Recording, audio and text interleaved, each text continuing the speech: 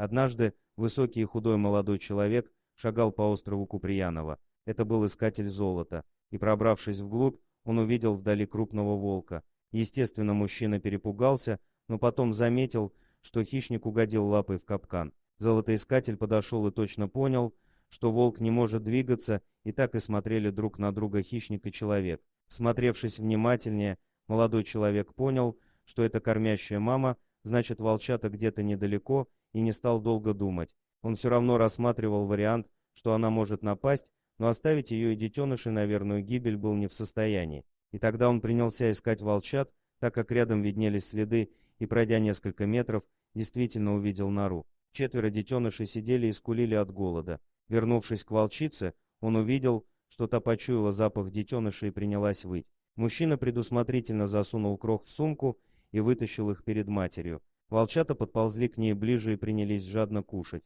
Волчице было больно в капкане, но когда молодой человек хотел подойти, она зарычала. Животное было изранено и истощено. Тогда мужчина вытащил из сумки свой единственный съестной припас тушенку и дал волчице. Та кушала, не глядя на парня, а тот попытался войти в доверие и освободить лапу. Палатку для ночлега он разбил рядом и стал наблюдать. Волчата сразу привязались к нему, прыгали и лизали лицо. Прошли 2 сутки, парень вернулся с едой, он говорил с волчицей и давал ей покушать, а та только внимательно следила за ним. Однажды он рискнул погладить ее и очень обрадовался, когда волчица завиляла хвостиком, но и тогда он не стал действовать резко. Он накормил волчат при матери и осторожно начал поглаживать лапу в капкане. Волчица не рычала на этот раз, и он резко рожал капкан. Волчица резко встала и пошла, прихрамывая, а потом присоединилась к стае. 5 лет спустя мужчина снова был на том же острове, и, вспомнив былые приключения, вновь пошел на то же место,